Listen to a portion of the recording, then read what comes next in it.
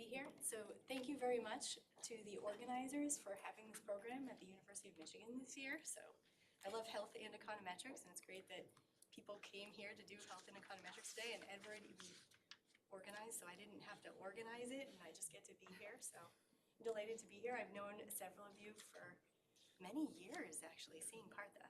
Oh, sure.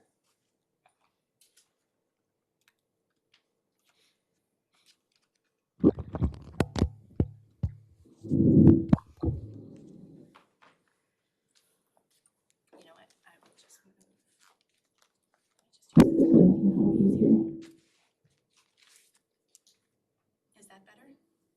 No.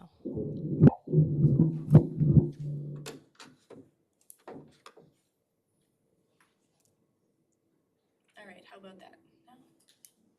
These microphones are like the markers. All right. No, I think this one does work. Okay, great. Yeah, I was just saying, I remember meeting Partha so many years ago at one of these, but he couldn't hear me without the microphone. So thanks for that. Thanks for letting me know that we needed a microphone. Yeah. So thank you also to the organizers and Matt for choosing me to discuss this paper. I was challenged in reading it. There's a lot of new stuff going on in this paper. It's really exciting. So the title is Optimizing Patient Placement in Normal Care Units, an Instrumental Causal Forest Approach, Minimizing Mortality. And it's by Johannes Cordier, who's sitting in the front row here. How many of you have run IV? Okay. How many of you have run a causal forest? How many of you have run mini-max regret? So the numbers get smaller and smaller, and then you try to put together, how many of you have run in an IV causal forest, an IV causal forest with mini-max regret?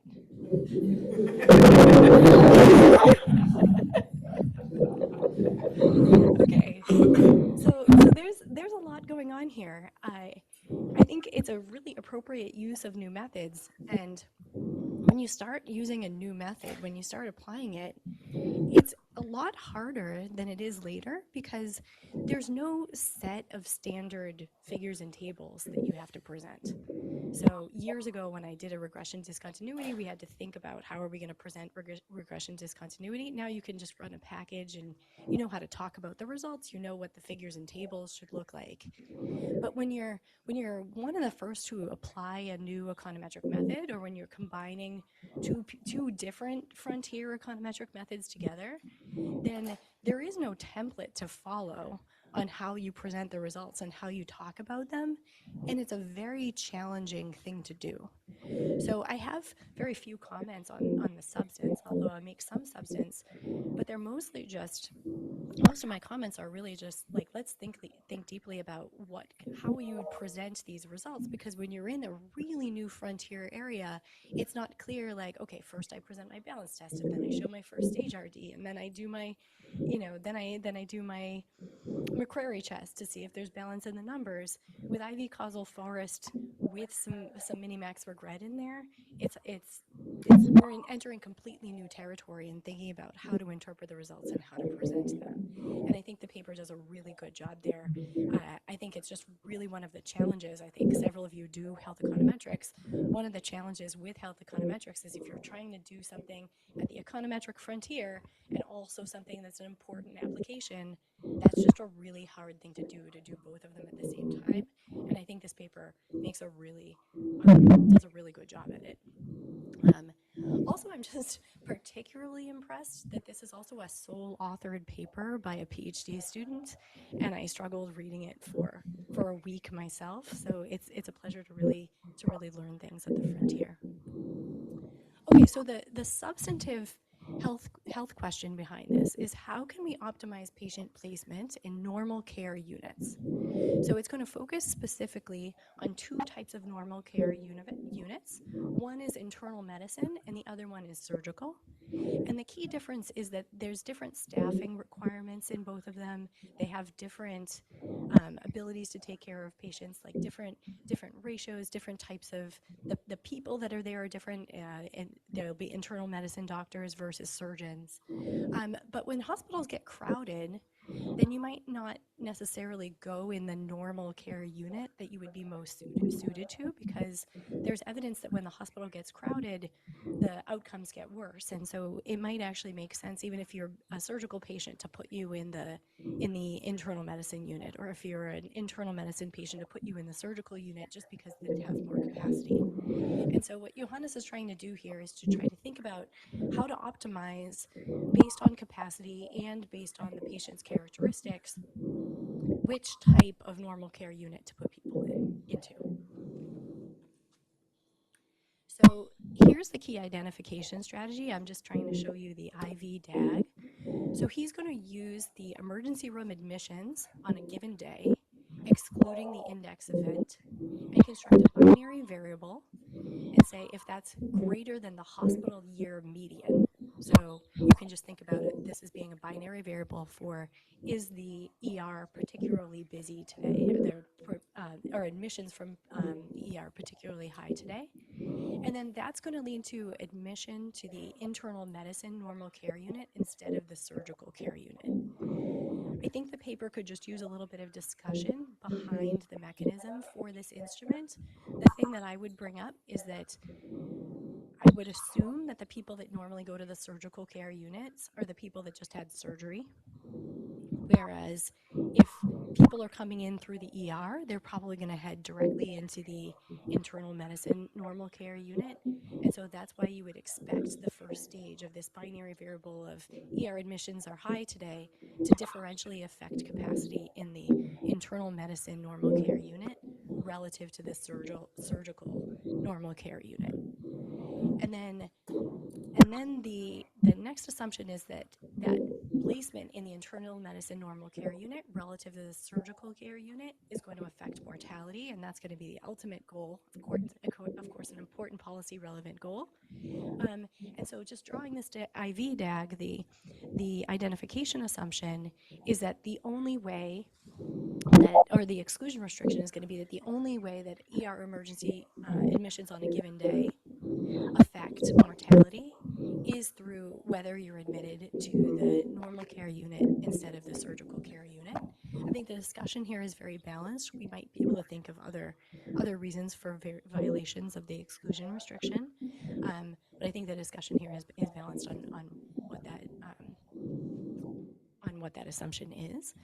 I think the thing that is pretty exciting about using this identification strategy is that these variables are available.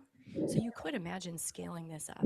Like in any hospital, you could actually see what are the ER admissions on a given day. So I think that it's a very feasible identification strategy to even do outside of this paper. Okay, so as I already hinted, the empirical approach is going to combine two main things: an instrumental causal forest and a minimax regret policy. I've never seen both compared, but I'm also doing some work on with an instrumental causal forest and doing some work with statistical decision theory, and it's exciting to see how these two come together. I'm just giving you the overview now. And here are the results. So the result is that if you work on this patient placement to the internal medicine units versus the surgical care units, you can get a decrease in mortality without changing capacity. So that sounds really great. That's the promise of allocating things based on individual heterogeneity, is that maybe if you just get the allocation better, you can improve mortality without actually having increased costs. So that's really the promise of the paper. All right, that context of this paper is going to be in Switzerland. So then I started making a bunch of slides to show you the results, and then I realized that the slides that Johannes sent me were better than the ones that I put together when I was pulling in his just exhibits from the paper. So now I'm going to switch over to his slides, and then we'll go back to some discussion slides. When I teach, I often just focus on the aspects of the paper that I completely understand. If there's a table that I don't know what's going on, I leave that out of my teaching. Some of you do that too. But I figured here that to be most useful to the audience and most true to the paper, it would make sense for me to present all of the slides as Johannes would present them, and then we can talk about what's in them and talk about, are these the exhibits that we wanted to see? How else would we discuss them? All right, so now transitioning to his slides. So I think he has a really nice motivation here where we know that placement in internal medicine versus surgical normal care units could affect mortality, length of stay, and costs. I think it's also pretty well accepted that high utilization of these normal care units can increase the risk of adverse outcomes. And as we already discussed, there's this trade-off where you might want to put people in the one that isn't the best fit for them if it's just less busy. The empirical analysis is going to take place in Swiss university hospitals, and he has about 75,000 cases. The data are very rich in that they go from 2012 to 2020. He's going to focus on a subset of diagnoses here, where the goal of focusing on them is just to think about diagnoses where you really could actually have the person in an internal medicine bed versus a surgical bed. And he's acknowledging here that the placement decisions are going to be influenced by the diagnosis and resource constraints and hospital policies. All right. And here's just a little bit more about the data. I would like to see a little bit more discussion of why you've decided to just focus on the 5 university hospitals when you have the data on all the other hospitals. I didn't see anything specific about that. I don't have any concerns. I think it'd just be nice to know about why you decided to focus there. So the main outcome is just going to be in hospital mortality, as I already showed you. And then you can think about the treatment as placement in internal medicine relative to surgical. And then the controls, I think, are going to be really important here. So when we start thinking about doing causal forests, the feature engineering is going to be a really important piece of it, and thinking about which covariates are actually included in the model. So what's going to be included here is age, sex, diagnoses, procedures. This procedures part, I think, should really be emphasized, because I'm assuming that if you had a surgery, that should be very highly predictive if you're going to end up in a surgical care unit. Oh, okay, we'll hear more from Johannes. And then there are also going to be time and hospital fixed effects. One thing that I'm confused about, and I guess I could ask for a quick yes/no here, is the capacity of the hospital also included as a control variable? So I don't directly know the capacity, so I don't know the upper limit, but I know historically how many patients they treated. So it's more like a proxy for. So you know historically how many they treated, but when you're predicting where a given whether a given discharge should be going to internal medicine versus surgical, are you controlling for how many beds are already filled? Yes, exactly. Then so I know how many other patients there are in the same normal care unit, but I can't specifically say that it's the capacity. It's just because I don't know how many beds in each hospital. I see. So I guess I would definitely include that in your list of controls, because then I assumed that that's what you're doing, because I'm going to see effects that go by capacity later, and I didn't know if I think it's in the controls.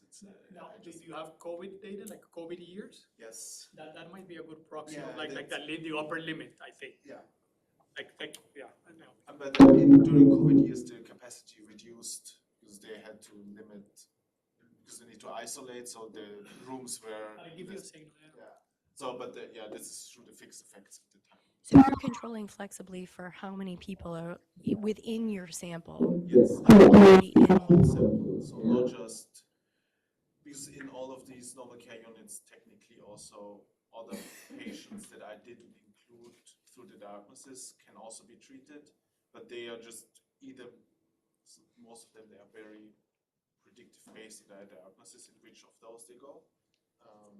So I just chose diagnosis where it's easier to go into both.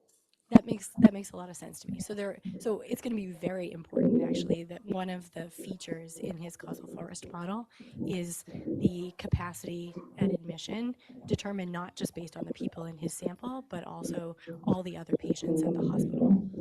Okay. That's about what the instrument is. All right. So here's the slide on double ML and causal forest. It was funny. I thought, oh, I can walk through this very quickly, and then Mel in the front here, who told me he's one of Chuck Bansky's RAs, told me I'm looking forward to you telling me what causal forest is, and I hadn't really thought about doing that at the Health Econometrics workshop, but here's my go at it. I prefer talking about these things intuitively instead of with the math. So it's a machine learning model, but what it does is it takes all the features and then it splits the sample based on the feature that would give you the biggest difference. So forget about the instrumental part right now. It splits on the feature that would give you the biggest difference between intervention and control. So if you split the model based on age, and let's just think young and old at this point, and that one would give you a difference between intervention and control, or here normal care and surgical care of 0.5, but then you split based on I don't know, some kind of measure of severity of the diagnosis yet. Next, and then that gave you a difference between intervention and control of 0.7. Then it would use that as the first split, and then it continues once it figures out which had the biggest. So it's ML, so it can go over all of the different features, and then once it figures out which one gave you the biggest split, then it holds on to that, and then goes down another leaf and does that again and does that again. But instead of just doing that one time, it's going to do it in a forest. So it's going to use some randomization and do that again, and then use the variation from all the forests to figure out which are the things that provided the largest treatment effect. So that I think is very, very intuitive in terms of the causal forest. The instrumental causal forest, I haven't seen any work yet. It's also pretty intuitive. I don't think it makes a ton of sense for us to go through the algebra here, but basically it's going to do the same thing as the causal forest. Instead of splitting on the values of the instrument, it's going to split on normal care versus surgical care, and then it's going to use this bias correction term to adjust with the instrument so that it's adjusting for the bias. I think you can think about it very similarly to how you would think about instrumental variables, but it's just using this vector of each features at the same time. Okay, minimax regret policy. It's cool to see these kind of two different literatures coming together. So in the type of minimax regret that I've been thinking about in statistical decision theory, the reason why you would think about minimax regret is that you don't know what the true state of the world is. And so instead of making an assumption about the state of the world, then you just want to minimize how wrong you could possibly be with your guess relative to any possible state of the world, and then you're minimizing your maximum regret that you would experience in any state of the world. I think it's a very powerful way to look at the world. Chuck Bansky has been a big proponent of minimax regret because it can be very agnostic about what the true parameter is here. Here, it's doing this ML version of minimax regret, which is different, and actually the equation is even a little bit different too. So the maximum from the original minimax regret from Savage will occur inside the expectation, but I think the way it's implemented, the maximum occurs outside of the expectation. I've been talking with my co-author Neil about this a lot. We can coordinate about this offline and how you do the discussion. I don't think it needs to be a big point here, but the function of minimax regret in this machine learning context is different from what the function normally is when we think about minimax regret policy, because usually we just don't know what the optimal is, but we say, because we don't know what it is, let's just minimize our maximum regret for any optimal policy, and then because the optimal policy isn't feasible, then we get our decision rule to decide what to do to minimize our maximum regret. Here, it has a different function because the instrumental causal forest is going to give you an optimal policy based on what it knows. And the function here is to say, okay, I know the optimal policy, which is different from what we usually do in minimax regret. I know the optimal policy, and I also know the current policy. So I know how people were actually placed in their beds, and I know what the optimal policy is based on my instrumental causal forest. And now I'm actually going to minimize the regret that I get, assuming that I know the optimal answer and I also know the status quo answer. The thing that I would like a little bit more clarification on, and this I think might take a little bit longer, so I'll leave it to you when you have some time to speak, is why we'd want to actually use this in the estimation as opposed to ex post. I think that this is really this is the big contribution that the paper claims is incorporating this minimax regret. So I think it's important to just have more language around why we would do this, because we are really privileging what was already done if what we're going to implement is relevant to that. I think the other challenge with using this type of minimax regret in estimation is also the scalability. So imagine that we implement this. We get the data that we want to implement. I totally see how we could do the instrumental causal forest in real time. We're always going to see what the capacity is. We're always going to see the patients of, we're always going to see the characteristics of the patients. But then once your policy has been in place for a while, what is going to be the value of this status quo policy? So I think that the advance that this paper is trying to make to the frontier is to quantify the value of the optimal policy relative to the status quo policy. And I think that's really useful. And I think Johannes does a great job in motivating why you would want to do that, because I could see that if you went to the hospital administrator and you said, you know, I can't totally explain it to you, but here are some equations, and I've just stuck a bunch of stuff in this machine learning model, and it's a little too fancy for you to implement, but it's the optimal thing, so let's just do it. They're probably not going to believe you. You probably want to have some quantitative metric about how much better you could do than what the status quo is. And you might also want to give some privilege to the status quo, because you don't want to change things willy-nilly based on this model where we don't have great measures yet of R squared and how well they fit. And you can't just say, like, my model says it's optimal. So I think that Johannes in his discussion makes a really good case where he says, you know, if we were going to roll this out maybe one hospital at a time, we'd want to pick the hospital to roll it out at where the gains from implementing the so-called optimal policy from the instrumental causal forest are the greatest. So I think that that's going to be a really, really nice thing to do. My question is just if you'd want to actually implement it as part of the estimation, especially in equilibrium going forward. And, you know, if you're just doing IV causal forest, then I'm still impressed. You don't need the additional bell and whistle from the minimax regret. So it's going to be really important that he has this measure of welfare, which is mortality. So the students who take my take the classes that I teach in health economics, I tell them it's kind of nice even before you have a structural model to be able to say something about welfare on the cheap. Like, what's something in the data that you could see that you know would definitely be good, or something in the data that you could see that you know would definitely be bad. And being a health economist and having mortality as an outcome, you could generally say something about welfare on the cheap pretty easily. People dying, bad. People surviving, good. And so that's literally just what his welfare is. He's just going to count up the number of deaths, and he's going to use that as his welfare metric. And I think that's really great. I think that's where, you know, health econometrics, you know, things are easy for us if we can look at outcomes like mortality, and also it makes things very important very quickly if we can say that we would have an impact on mortality. Okay, so then this is showing you that across the diagnoses that Johannes is looking at, there is some difference in the fraction of patients that go to the internal medicine unit versus the surgical care unit. So it's usually about 60% of patients go to the internal medicine unit and 40% go to the surgical care unit. But for this category C3, that's actually reversed on its head, so he has some variation. Then he also shows that there's some variation there across hospitals. So pooling across the 5 hospitals in his data is obscuring some variation, where you can see that the case mix is different across hospitals. I think here it would be really useful if you just gave us some background on why it's different across hospitals. The first thing that comes to my mind is I wonder if there are some hospitals that just do the harder surgeries or do more surgeries, or if there's specialization by hospital in different types.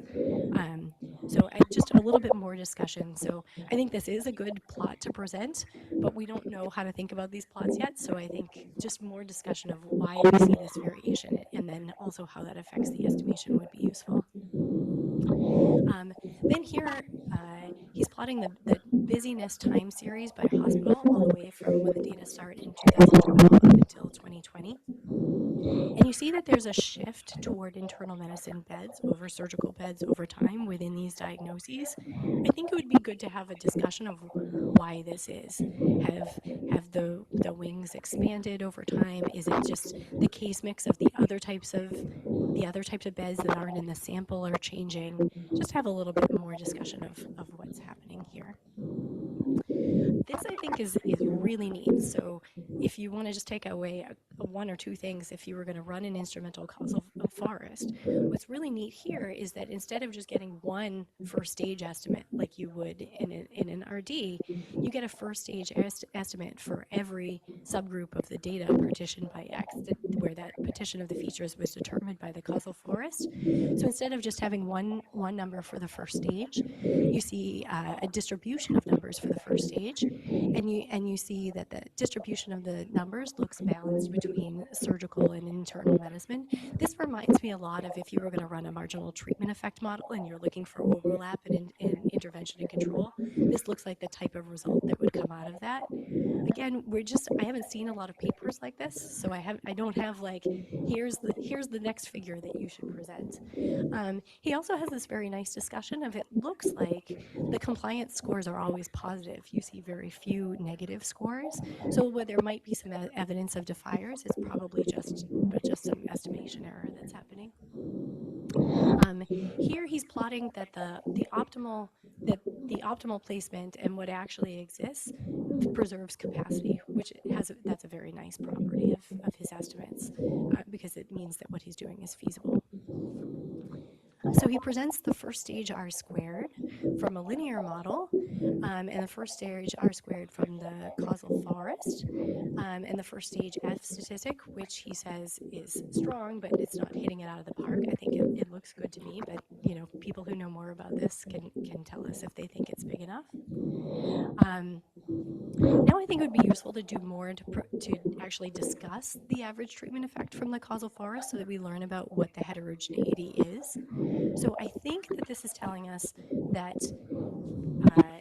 admission to the internal medicine unit decreases mortality, and it's statistically significant, but he is going to find substantial heterogeneity around that.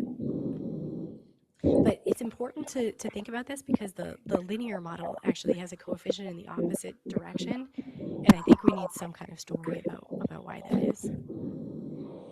And here are the results that led me to believe that he had put busyness in as a feature. So he's just plotting how the conditional average treatment effect varies with busyness, and you see something that seems very reasonable in that as the hospital gets more and more busy, you see that there's a bigger decline in outcomes. I just want to make sure that the sign is right here, though, that this is a bigger increase in mortality, but I see a negative number here. Probably it's already when I flipped it, because when I maximize like later, it's Okay. probably Okay. All right.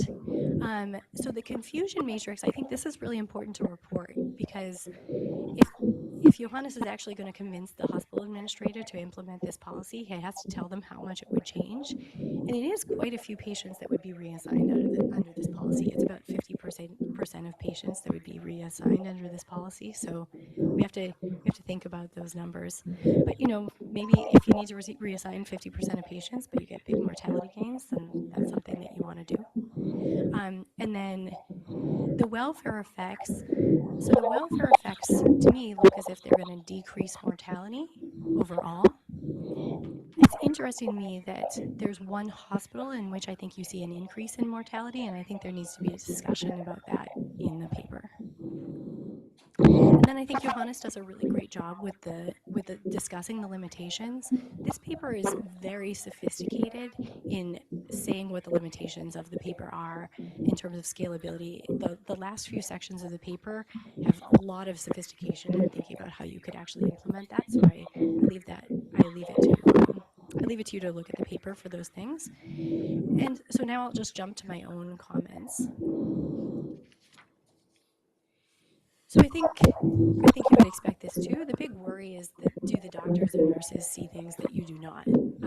That's going to be the tricky thing in thinking if we actually want to implement this and override their decisions, because are they seeing something about the disposition of the patient that we don't see?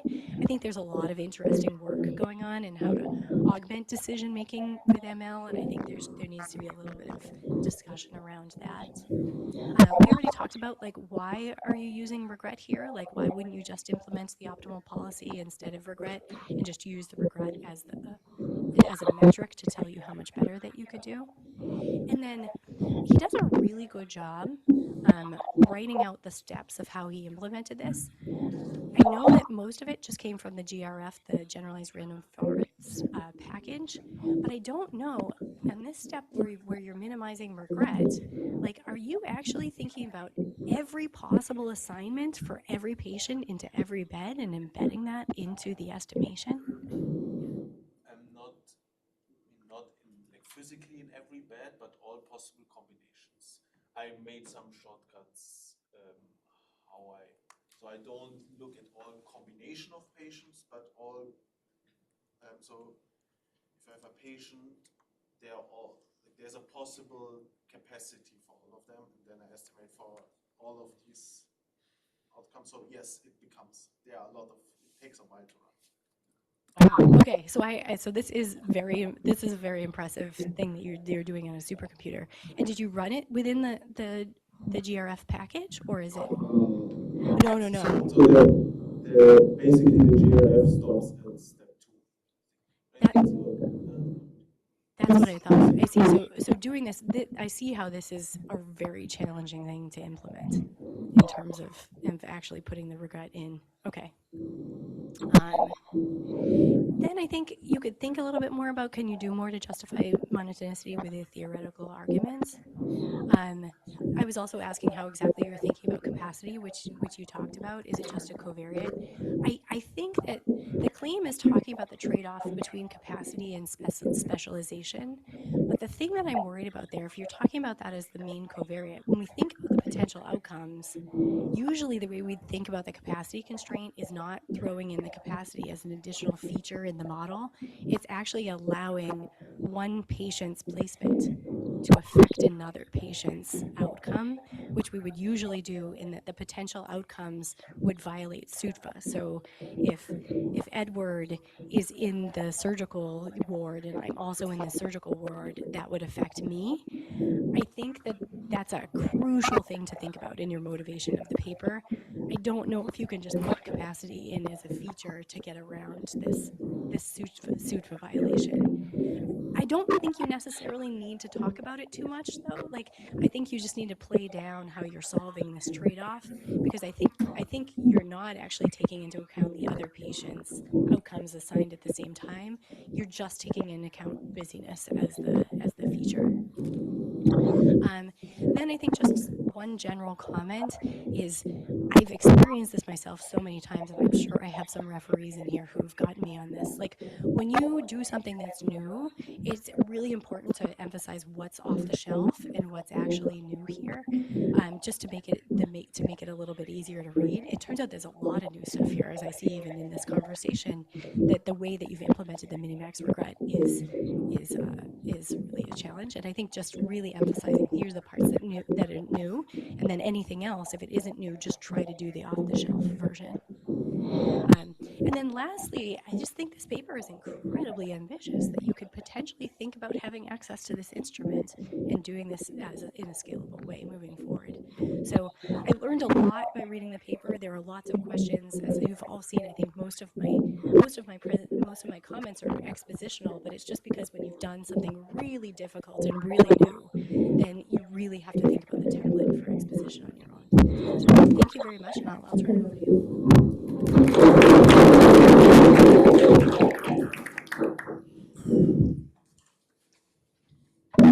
Do I need the microphone or can everyone hear me in the back as well? Perfect. All right, so thank you very much for the comments and the feedback. I'm not sure if I will be able to cover all the comments, but maybe I will start with the first one on the discussion on the sample and how I chose the university hospitals. Switzerland has a lot of hospitals, so there are 280 hospitals. Some of them are very small and some of them are very specialized. So I need to select somehow. And university hospitals generally cover most of the patients, so they don't turn anyone down. They're on a waiting list. And all of that. So that was more like a pragmatic choice. But yeah, I probably can write about that a bit better. Yeah, so it's more, I need sample size in a specific hospitals. If I have regional hospitals with 100 beds, yeah, there's not much I can do. So then, yeah, maybe also something generally about your point, what do nurses and doctors know? So it's very interesting to know specifically how hospitals assign beds and surgery slots. In Switzerland, digitalization is not really a thing in hospitals, so the hospital beds and the normal care units are planned separately from the surgery. So the surgeons themselves don't assign where the patient goes afterwards. It's a different department, it's a nursing department and not the physicians. So the physicians plan the surgery, or the department of the physician plan the surgery or the treatment, and then the nursing staff actually assigns where the patient goes. It's a whole different department. So the surgeon does not have a direct choice. I mean, yes, there are preferences, and the hospitals are different somehow. The university hospitals, I don't know why they would have different. They probably have different assignment policies. So yeah, that's what I just want to say, and probably also need to mention a bit more. I also generally think about how important IV is in that setting. I mean, yeah, I can do basic selection of observables. I can also run both. It just, yeah, I need to run everything twice then. And discussion on the AT, I'm always wondering if in this type of papers, if I want to report the AT even, because how do I interpret that? Because it's based on what type of patients I sample and where they are going to. And I would not say that the normal care unit is better than the surgical unit is better than internal medicine or vice versa, because that's not what I want to show. And it's probably not true either. So it just depends on the patients.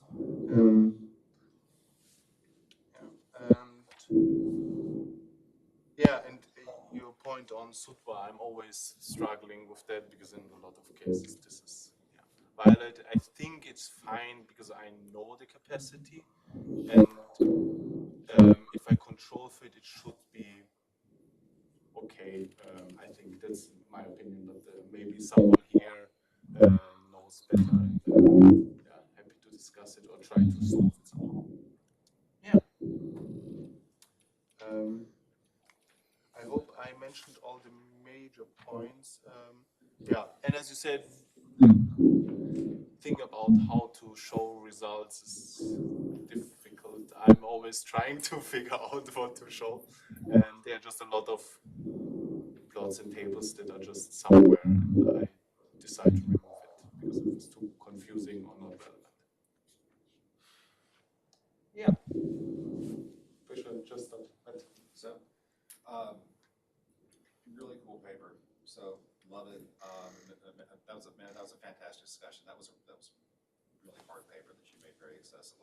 appreciate that fitting into my crayon using applied microbrain.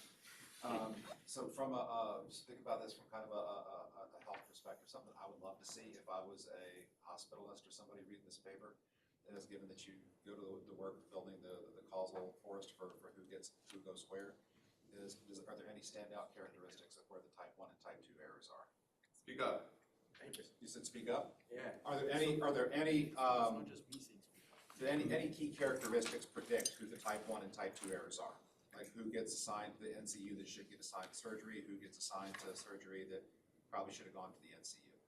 I think that would be kind of a neat way to show, if you wanted to implement this, right, to be able to show somebody running a hospital, here's who you're putting into the intense treatment, who should get the regular.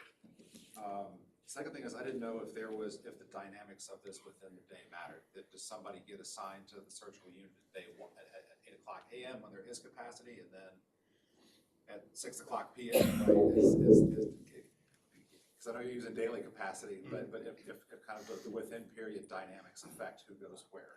Unfortunately, there in this data set, I don't know the Okay. time, but yeah. I mean, yeah, it's always. I have no hypothesis how that could change, but yeah, I can think about or talk to physicians. Okay. I think the observable characteristics are probably the better feature for the paper in the back of it. But then the third one I didn't know if you knew the answer to is it possible for people to get reassigned?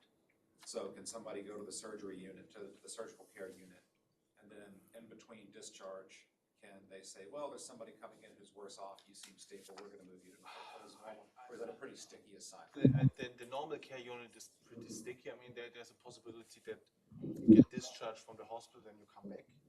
Okay. That would be a new case, and then you can end up in a different one. Or I guess if you have an intensive care unit, stay in between as well. But I would have to check. But you don't see a lot of movement between those units once you're there. I think, I think you were. All right. Thank you very much. I wanted to make a comment on, the different results we're seeing for, the late using the linear model versus using GRF. I think, my experience, having applied this to the Oregon Health Insurance experiment, there we don't find any differences. And I think this has to do with whether a linear IV model or a linear 2SLS model can recover the late. There's the reason we're showing that when you have covariates, especially in non-experimental data, it can be challenging for the linear model to get up late. Yeah. So part of, you probably just upon a case where there's an important difference between estimating the late non-parametrically using GRF versus using the linear model. So maybe if you dig a little bit deeper into whether the conditions, I know one of them is that it's easy to use the linear model where all the covariates are discrete, and then you can run this sort of fully saturated model. But if you can't do that and you're in this world, that could be an important reason why this departs from each other. So it's not really atheistic. It's whether a linear model can identify the late. That's not always given. But yeah, I mean, it's also it's not just the late. In this case, I'm interested. I also need to estimate the individualized treatment effects or the conditional average treatment effects. Yes, it's conditional lookout. Yeah. So the language here when you use the IV for us is important because it's not like sort of the usual arcade case, and that's kind of the challenge doing is you want to be clear here. So which is also hard. Like what is the sense of how do you discuss conditional local average treatment effects? Yeah. So which is really what you're getting at. Yeah. I mean, that's so it's good to clarify language. Yeah.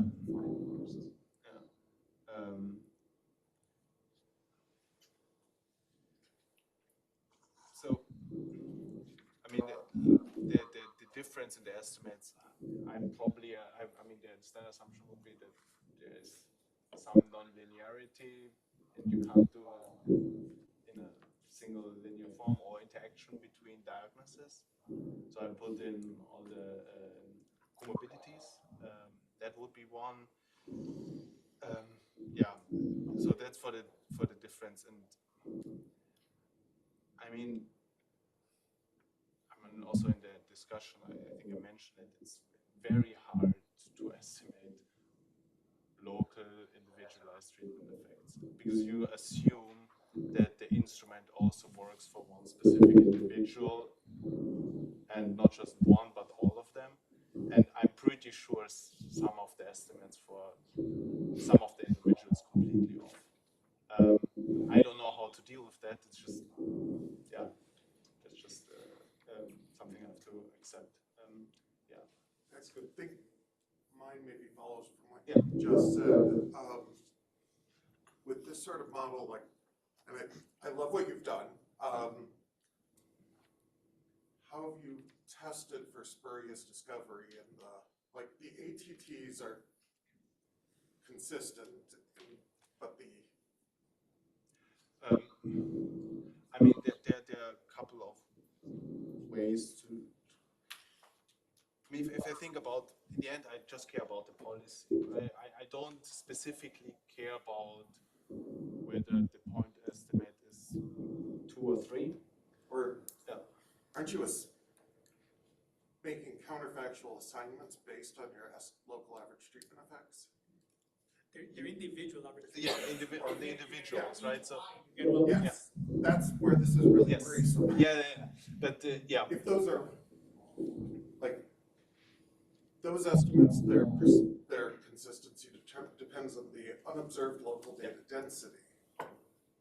yes. So, I think there's a lot of research going on, and I'm also not. oh, Yeah. So it's a very hard question to answer, like how you control for this, so because you need to make an assignment either way, right? So if I think about the end result is the policy. and Cherny-Zubkov have separately come up with some kind of back of the envelope test for this problem. I mean, you can do something like how consistent are you out of sample, for example, right? You can do some kind of bootstrapping approach and fix it. I haven't done that yet because also computationally it becomes intensive, but Everything's a pain in yeah, the and but yeah, it's not that easy to test if like the confidence interval on individualized treatment effects is they're huge. First There of are all, some crude tests that aren't so horrible to do. okay. Maybe we'll talk later. Yeah. Edward, maybe I interrupt if the time is running out. I just continue with the questions. Yeah, let's be really quick. I mean, so 2 points. One, like related to Matt's, and I think it's this kind of stuff. Like, if you found that 50% of the people are misclassified, I mean, taking that to the doctors and actually seeing, do they know something that you don't know in your model? And then the second thing was a point on her slides, but she didn't actually say it, which was why you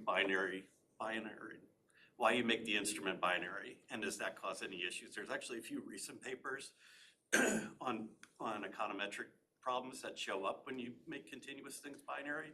I haven't seen it in the context when it's the instrument, but it might be something you think about. Yeah. So the first one on the 50% reassigning, I mean, there's a good point that also Matt made, is showing like, okay, what are the characteristics that drive this reassignment,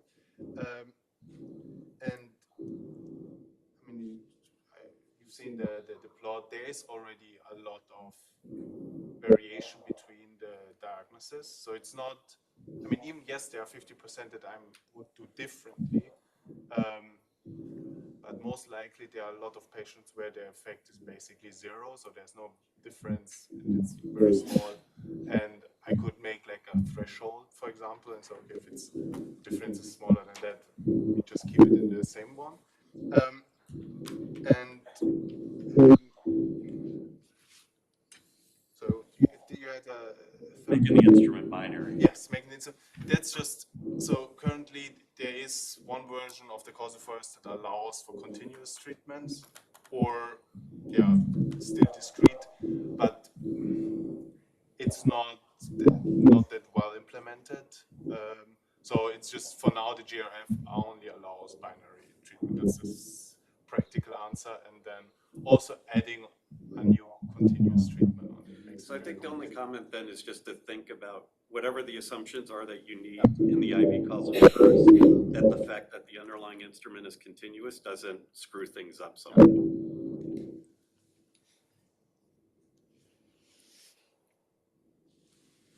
I think, yeah. What I want to say is kind of this second vote for what you all said, a lot of the value of the analysis, I think of this as not the algorithm itself, it's what are the people that it seems like we're under-targeting or over-targeting.